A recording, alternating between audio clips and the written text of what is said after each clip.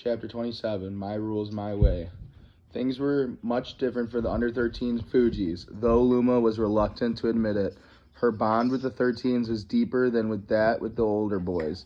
She had been coaching some of them since her first season, when they were younger than 10 years old. The 13s followed her system, my rules, my drills, my way, and their record, Luma felt, showed the results. After the Athens game, the 13s had tied 2 games and lost 1, but they had never folded, and in each of the contests, they had fought until the very end. The 13s had clearly improved. They had learned their own strengths and kept their cool. They had received no red cards during the season. The boys looked out for one another. When Josiah heard that Santino, the quiet Sudanese boy who had arrived in the United States just before the season, had no winter clothes, he dug around in a closet and found his old winter coat, which he gave to his teammate. No member of the Fugees, Josiah reasoned, should go cold. The under-13s played their final regular season game on a dark, misty November afternoon in Lawrenceville, Georgia, against the Georgia Football Club.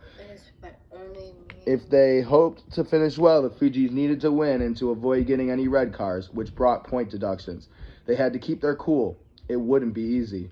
The team from Lawrenceville had managed some big wins earlier in the fall, defeating one club 10-0 and another 6-0, and they were bigger and taller than the Fugees.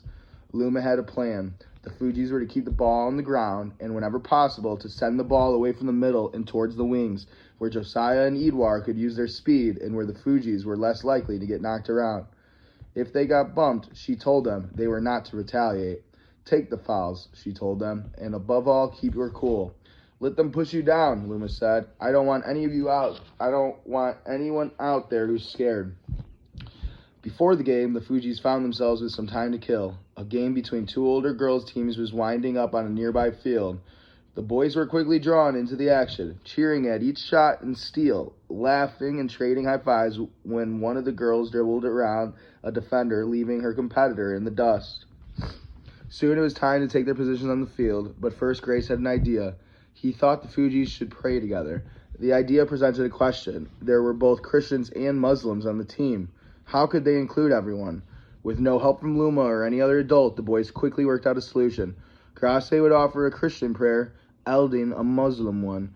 The boys formed a circle at midfield, draped their arms around each other, and bowed their heads. Both Grace and Eldin felt more comfortable praying the way they'd been taught in their native languages.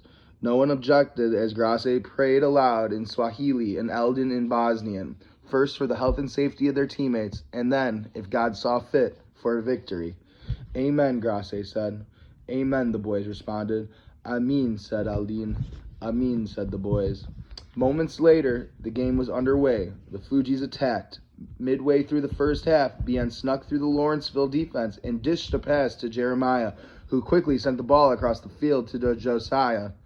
Josiah took a shot from 20 yards out. Goal. The Fugees went ahead 1-0 and carried that lead into the half. 1-0 is not enough, Luma told the boys. Keep calm. Keep your game. Start smiling. Let's start having a good time and let's kick some butt. The Fugees started the half by attacking down the touchlines, as Luma had instructed them. Soon, Jeremiah controlled a pass at the top right corner of the box, rolled around into the open space near the corner, and fired a shot clear across the middle that slipped between the goalie's fingers and the inside of the far post. The Fugees were up 2-0. A late foul in the box gave Lawrenceville a penalty shot to pull within a goal, but the Fugees held off the opposition to win the game 2-1. The Fugees would finish third in their division, behind the Athens Gold Valiants and the Docula Danger, a team the Fugees had tied 2-2 earlier in the season.